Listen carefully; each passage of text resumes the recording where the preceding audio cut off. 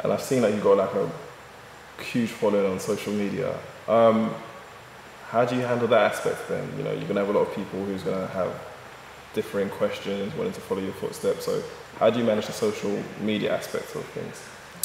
Well, social media is so interesting because, you know, when I was growing up, I didn't have like the Facebooks, the Twitters, the Instagrams, the Snapchats and stuff to like really follow people who you looked up to.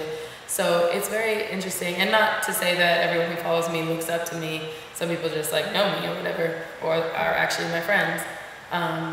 But it's very interesting because it's crazy how some people feel like they know you so well through social media, and they'll speak to you like, hey, what's up, Ashley? How are you? And you're like, hi, have we met? Like confused. And then they're like, oh, I follow you on this, or I follow you on that. But I don't know, I try not to expose too much of my personal life, because you have to keep some things for yourself, you know? So you must get that when you actually are out and about personally, people may just say, hey, Ashley, away from social media, comes into real life. Yeah, sometimes, yeah. So the perks must be what, you know, now that you've got a huge following, you're doing well in your career, what are kind of like the perks that you're able to create for yourself? Well, I think it's cool to like try and build a platform with a following and a fan base, to inspire, to continue to hopefully inspire and share knowledge. I do enjoy sharing what I have learned being in this industry, or just in my life, you know. And of course, like, great things come out of it, like me sitting here with you today, you know, like, you know.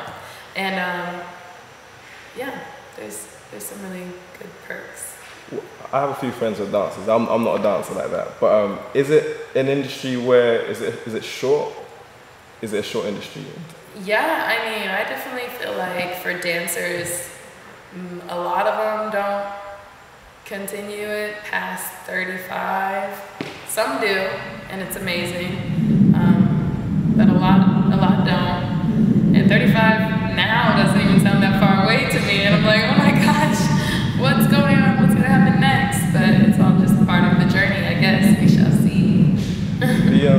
The aspect of actually doing well in a career, to actually potentially for women feeling that they have to settle down at a certain stage or age, or whether they want to be a mother or they want to get married, is the priority now, getting somewhere in my career or establishing like a family unit?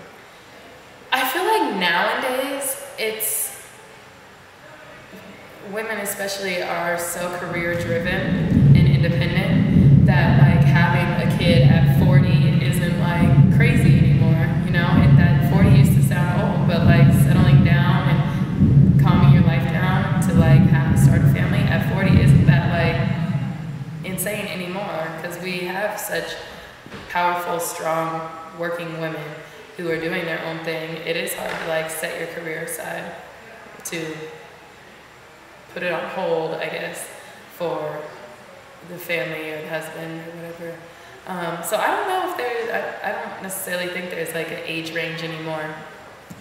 Which is good though, because I know there's always people who feel like they have to do things by a certain time or fit a status quo, and it seems like there's a new generation who's like, no, we can have it all under our own terms. I agree.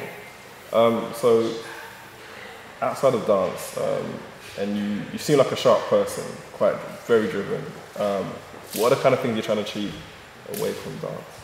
Well, I want to explore more acting. I've done some. I did the TV show Hit the Floor, and that was really cool. The series, I was in season 3, and that was just a cool, different path of the entertainment world that I've finally done now. I got to act a little bit. You know, my name was Double Girl Peyton on the show, and I would like to explore more acting in that sense.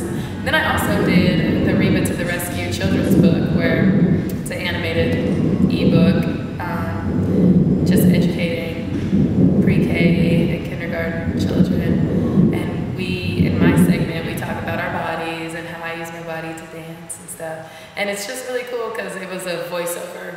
So It was another form of acting, but it was like all animated and it was my voice. And I don't know, I just thought it was really cool to hear my voice on this animated little character that looks just like me. And I never would have thought I would do any voiceover work, but I'm like, well, maybe that could be something else in the near future too. And nothing's gonna be handed to you. You have to work hard for it on your own and fight for it. And it takes so much dedication and sacrifice.